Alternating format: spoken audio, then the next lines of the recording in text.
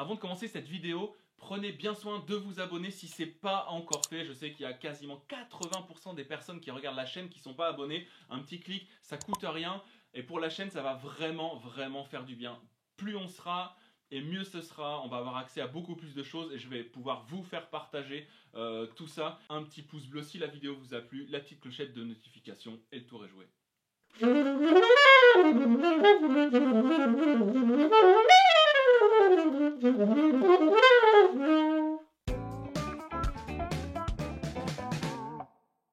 Salut, c'est Benjamin et bienvenue dans cette nouvelle vidéo du blog saxophonispro.com dans laquelle on va parler de vitesse au saxophone.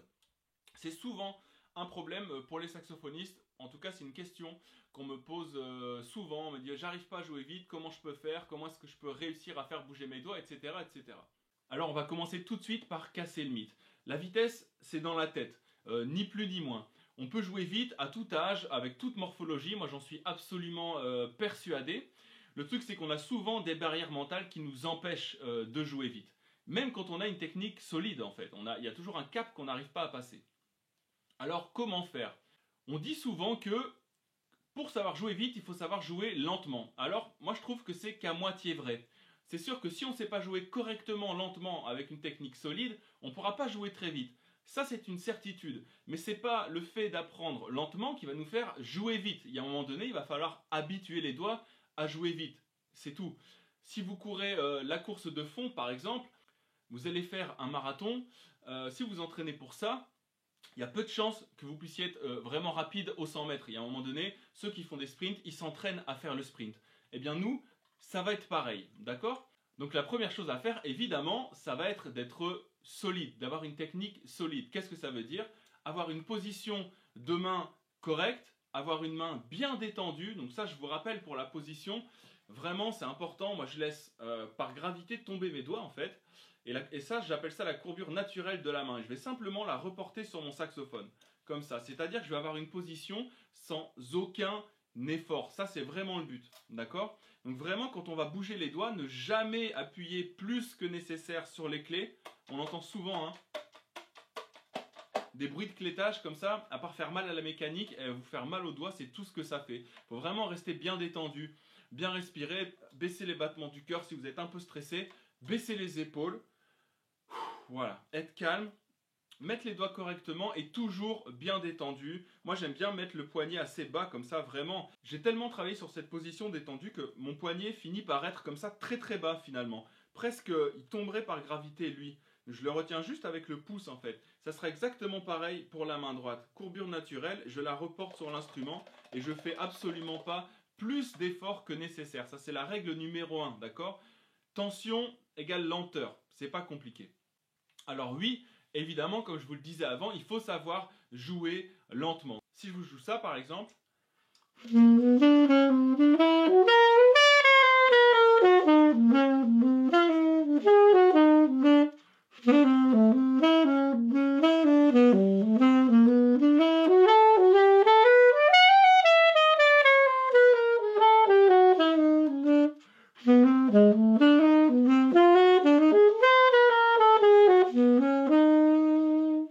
vous aurez remarqué que je donne une attention toute particulière à mes doigts. Donc c'est-à-dire que j'essaie toujours de rester en contact des clés. Donc si ça lève un peu, eh ben, il faut vraiment essayer d'avoir cette position hyper détendue et toujours au contact. Pareil, la main bien basse, idem pour la main droite. Ça c'est vraiment super important. Et augmenter le tempo petit à petit.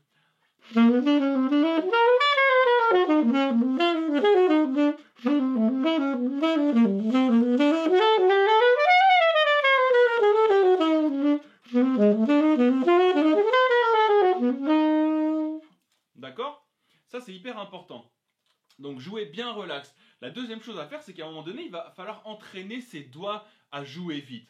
Parce que souvent, si on joue avec vraiment les doigts super levés, c'est parce qu'on ne s'est jamais amusé à jouer vite. Alors pourquoi? Parce que quand on joue vite, on n'a pas le choix. Il y a un moment donné, si on minimise pas le mouvement, qu'on n'est pas détendu, ça jouera pas vite. Donc en fait, jouer vite, ça contraint à avoir cette position. Et c'est ça qui est vachement intéressant et il faut bien comprendre ça, quoi. C'est qu'à un moment donné, il faut vraiment, je le répète, mais s'entraîner à jouer vite pour contraindre la main à choper cette position. Parce que de toute manière, si vous jouez pas vite, ça va être beaucoup plus compliqué de l'intégrer, moi je trouve. En tout cas, ça va être moins évident. Ça, c'est une certitude, quoi. Alors, comment faire? Moi, ce que je vous conseille, ça va être de commencer par jouer des rafales de notes, ce que j'appelle les rafales de notes. Donc, des groupes de 4, 5 notes, par exemple, ou même 3 pour commencer, si vous voulez.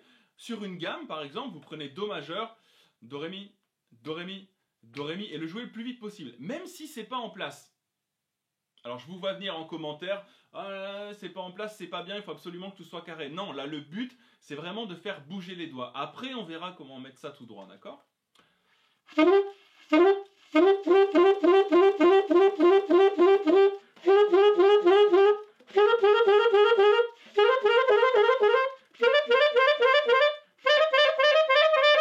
voyez, là, c'est pas clair, mais je m'en fous. Le but, c'est vraiment de faire bouger les doigts, quoi. Et en bougeant très vite comme ça va vraiment obliger les doigts à faire le moins de mouvements possible. Alors faites-le, même si ça choucroute un peu. Hein.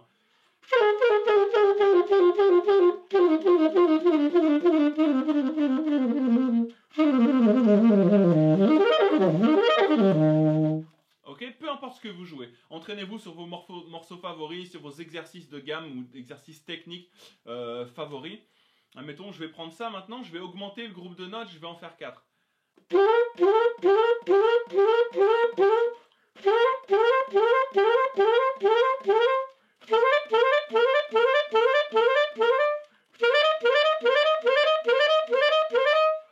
Ensuite, on en fait 5.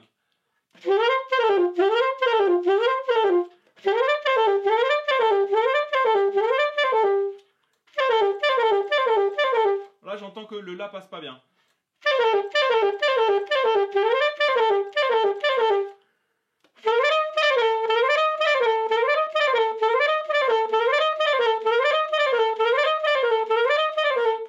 Etc., etc. Puis on augmente les groupes de notes.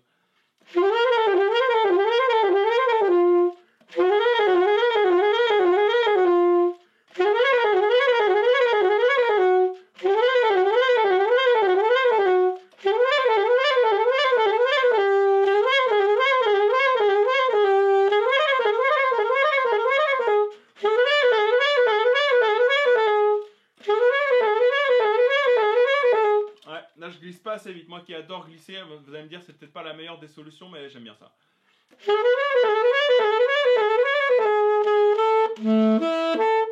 Et vraiment ça c'est super important quoi, de commencer à délier les doigts quoi. Ça c'est vraiment le mot. Et à un moment donné, s'ils sont crispés, il faut les délier, c'est pas compliqué. Et moi je trouve que jouer les rafales de notes, vraiment ça marche super bien. Mais prenez n'importe quoi. Après on peut faire sur des arpèges.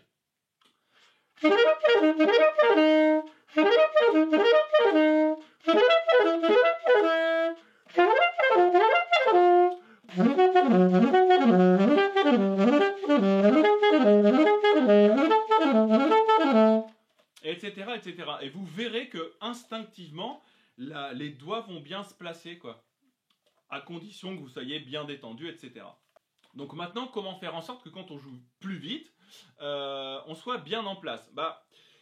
Une fois qu'on a appris aux doigts à se délier, qui est la première étape, on va quand même jouer au métronome. D'accord? Donc on prend une pulsation ou un métronome, peu importe, et là, on va augmenter le tempo tranquille. Je vais rejouer la phrase de tout à l'heure.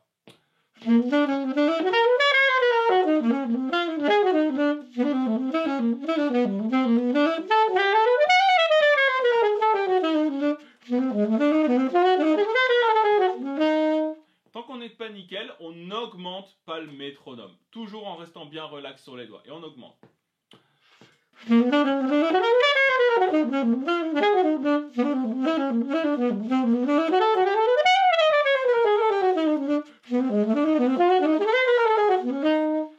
plus vite. 1, 2, 3.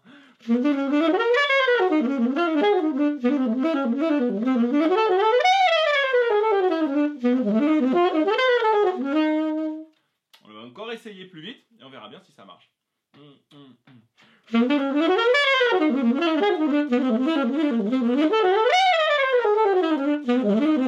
Ah. Voilà, ok. Là, j'ai repéré une difficulté. Ça, c'est super. Donc, comment je vais faire pour travailler cette difficulté? Je repars en arrière.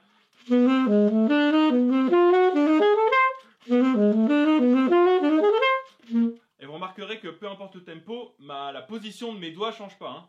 C'est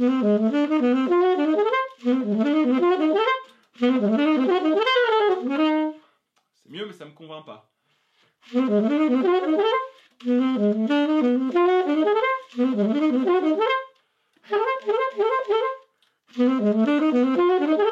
Et après, moi là je remarque encore, je peux encore segmenter encore plus, c'est ce passage-là qui passe pas.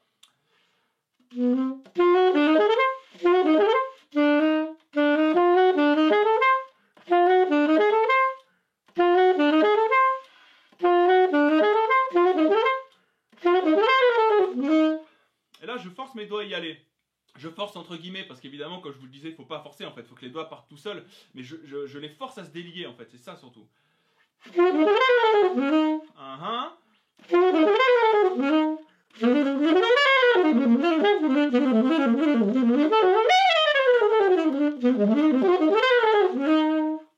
C'est mieux. Il y a encore quelques trous d'air, mais ça vient de ma colonne d'air, on va réessayer.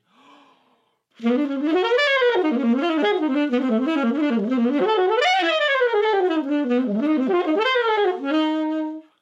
y a encore du travail, mais c'est beaucoup mieux que tout à l'heure. Donc ça vraiment, c'est important. Relaxez-vous, déliez les doigts, obligez-les à bouger. Il y a un moment donné, il faut les obliger à bouger, d'accord? Ça, c'est vraiment important. Dans la détente, mais il faut quand même que le cerveau dise « Ok les mecs, maintenant c'est fini, il va falloir que ça bouge ». Et pour ça, vous allez voir que naturellement, vous allez être obligé de minimiser le mouvement et d'être bien sur les clés et bien détendu. Ok, les épaules bien basses, tout ça, tout ça. Ça, c'est important. Alors voilà comment j'ai fait pour apprendre à jouer vite. J'ai simplement fait ce que je vous dis là. Vraiment, j'ai pas fait plus que ça. Oui, j'ai fait beaucoup de gammes, j'ai fait beaucoup d'études techniques, j'ai fait toutes ces choses-là. Moi aussi, je me suis retrouvé bloqué à un moment donné. Je voulais passer au niveau supérieur, vraiment, et j'y arrivais pas. Et c'est vraiment en m'entraînant à jouer ces rafales, en obligeant mes doigts à y aller, que ça a commencé vraiment à se délier. Et là, d'un seul coup, vraiment, la vitesse a augmenté considérablement. Et sans faire d'effort. Et vous verrez, c'est ça qui est génial, c'est que quand vous aurez bien compris le truc, que vous aurez une belle position de main, que les doigts vont commencer à bouger, vous ferez 3 fois moins d'efforts que d'habitude. Et donc qui dit moins d'efforts, 3 fois plus de vitesse, c'est pas compliqué. Si cette vidéo vous a plu, n'hésitez pas à liker, partager, commenter surtout, ça c'est important aussi. Abonnez-vous à la chaîne si ce n'est pas encore déjà fait. Vous êtes libre évidemment de télécharger le bonus du blog saxophonispro.com qui s'intitule « Ma méthode simple et efficace pour apprendre n'importe quel morceau ». Donc bossez bien, déliez vos doigts, allez-y tranquille, balancez des rafales et moi je vous dis à bientôt pour une prochaine vidéo. Ciao!